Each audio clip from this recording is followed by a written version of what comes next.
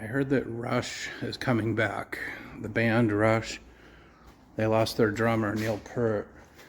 But they have a new female drummer, I believe I heard, and they're going back on tour. And the reason I bring that up is when I was a kid, I listened to a lot of Rush. And there was a lyric of one of their songs that stood out to me that said, "The point of the journey is not to arrive." And this journey I'm on here is definitely one of those similar kind of journeys. I've lost count of how many days I've been doing this. I think we're up to 6 now. I'm at a major point here. I put a note here. I remember in reading the manuals, you have to wait 30 seconds. I'll explain that. So I am at the point I'm going to power up these motor drivers for the very first time. I actually have a blister on my finger from stripping so many wires yesterday. Can't really see it, but there's like, I've stripped, even this just simple stuff becomes not so simple.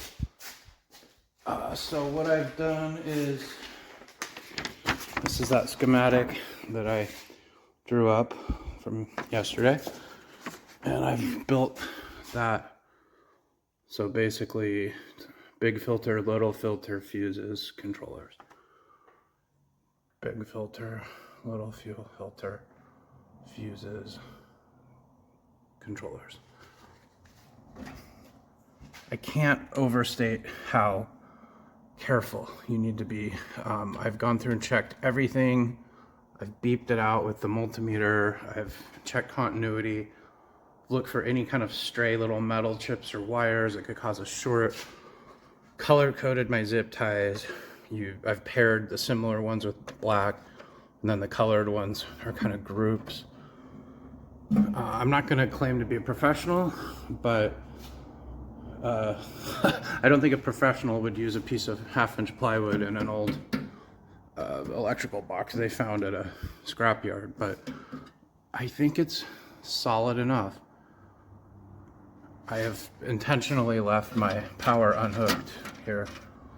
This is the last, that's the 240 coming in.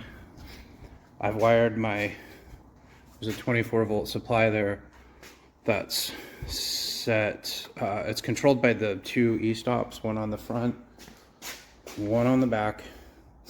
The manual, I remember from years ago that they said you can't turn the motor controllers off and on real fast or it'll fry them, so you're supposed to wait 30 seconds if you stop them.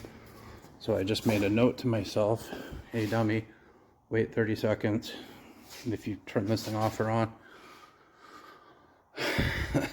I believe if I throw that switch, this thing's gonna come on. I'm gonna do one last check and then I'll come back and video the power on. And oh, also real important, I've removed the 2 drive belts off the machine, so these motors are not hooked up to anything. These motors are 700 watts. They spin really fast. I could see a runaway situation pretty easily, and I guarantee those motors can move faster than a human could hit the e-stop. So it's a little scary. I don't even think that I'll be able to run this thing at full speed because it would just be too scary. I've gone over everything. I've checked it. I know the e-stop circuit works, so there's at least that turns on and off that 24-volt supply, which then turns on the contactors, which then turn on the 240, which then yada yada yada. The belts are unhooked on the motors. I can't think of any reason I can't turn this thing on, and it's scary. Weeks of my life, thousands of dollars. There's a lot riding on everything being right. But that said, here we go. This is the first time.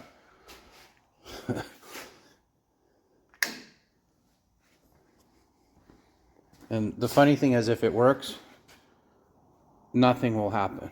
The only thing that'll happen is those motors should just lock up because they're servos. They should just sit and do nothing. So right now I can spin it. If it works, it should just, okay. First e-stop out. So scary. Here we go. Oh my God, it worked. I can hear the motors. The lights are on the drives. It's energized. I can hear the motors going. Sure enough, everything did exactly what it should have done. Hear the motors humming. That one's locked up. Both motors are working. Victory. Now, the next fun challenge is I have to remember the pinouts, and these are differential signals, so you have to do everything twice. Just kind of never ends.